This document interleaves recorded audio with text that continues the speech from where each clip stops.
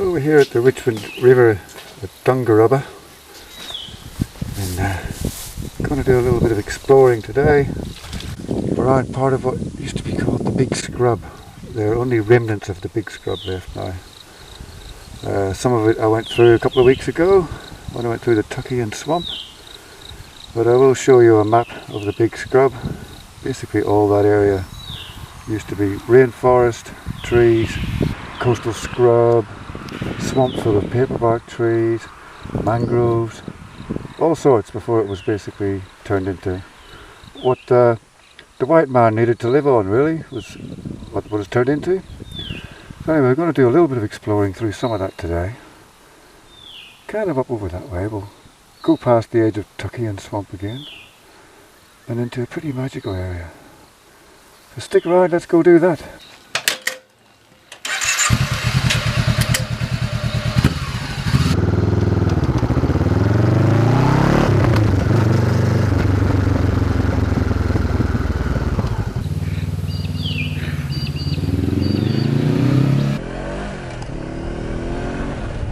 Well, as you can see, the river is pretty well up, almost in flood.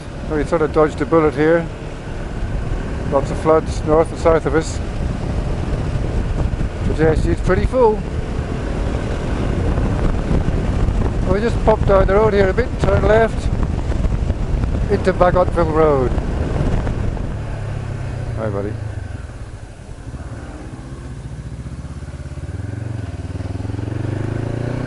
So, you know, it's pretty much farmland there. There's a little bit of remnant scrub here. Starts to look a little bit more like it would have originally, but lots of weeds, really. There's lots of weeds in amongst it that don't belong here.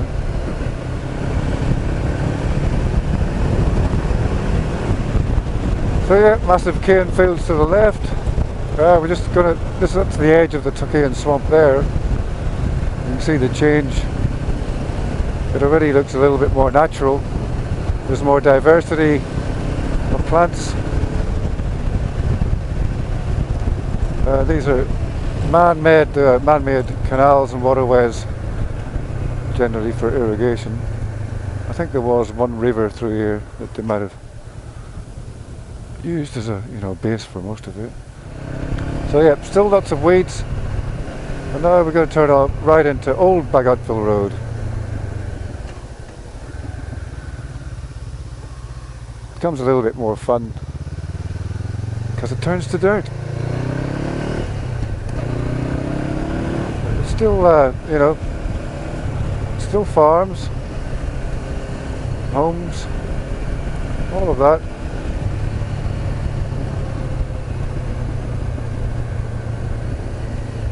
Swamps.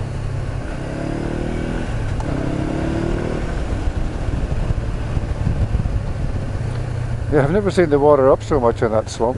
I've been through here before when that's bone dry in there, and you can see water all the way through. Ooh, real swampy smell there. Pwah.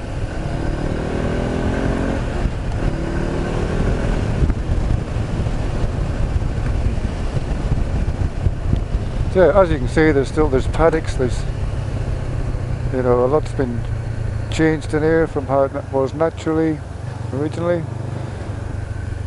That looks almost right in terms of a paperbark swamp. Paperbarks will grow in water, like in deep water.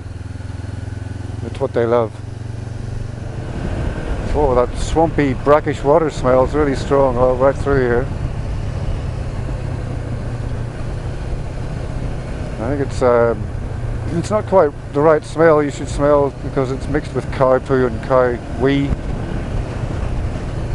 Not exactly pleasant.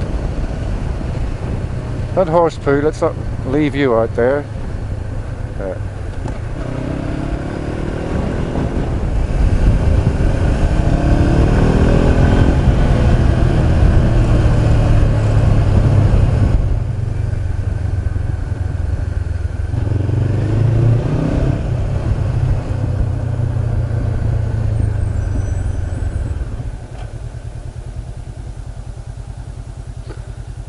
Now, it's an indigenous protected area. A little bit of magic land that's protected by the local indigenous people. As soon as you go in there, you notice the diversity's back. The land is pretty much as it should be.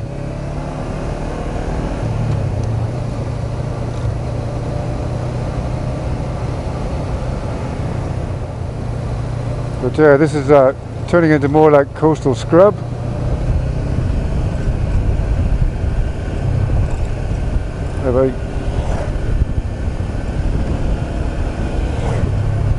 Africa Twin.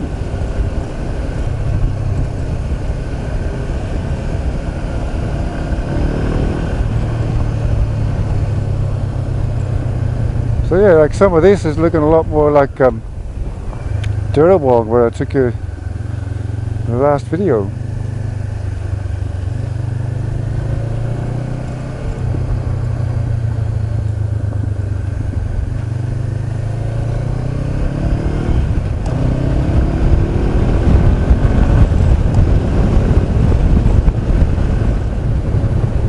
I suppose, like to most people, you wouldn't know what you're looking at, I guess, when you come through something like this. And we've been gradually learning.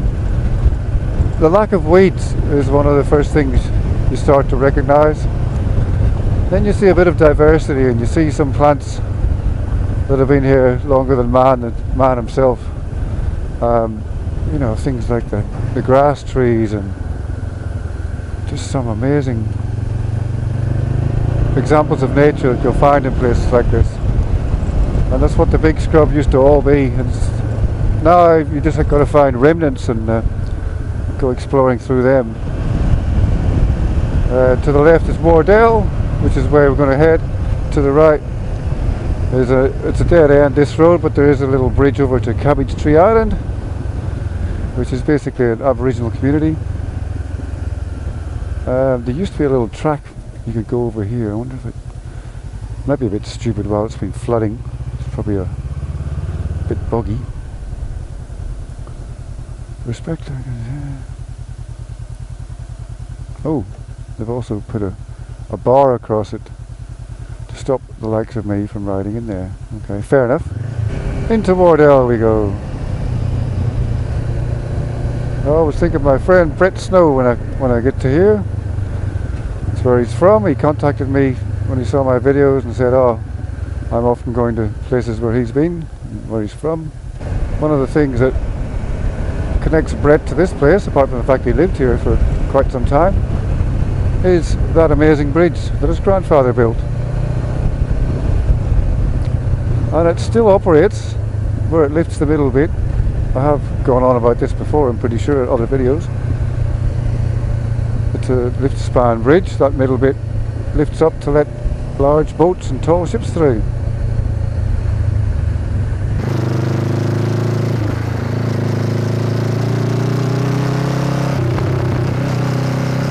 Could well be time for a coffee.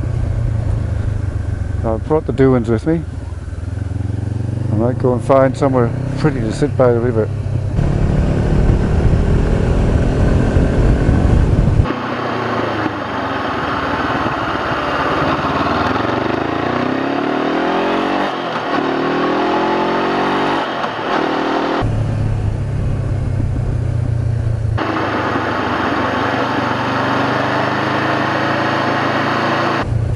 That's, what is it, Pimlico Island over there. People actually live there. I think you can only get there by boat. That'll be kind of cool, I guess, in some ways. But I'm pretty sure it's Mosquito Central down around here. Oh, jetty's drowned.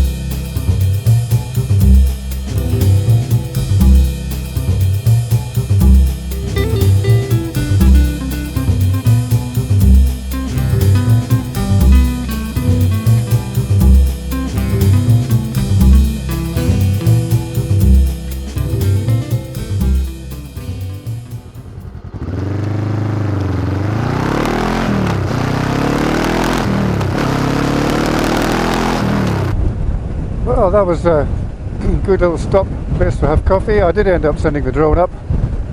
Hopefully it wasn't too windy and the footage will be okay. But tried to give you a picture of the river and the sea not far away, the shore. And spin round, look at the mountains. Right, so it's 10 o'clock. I need to start heading home.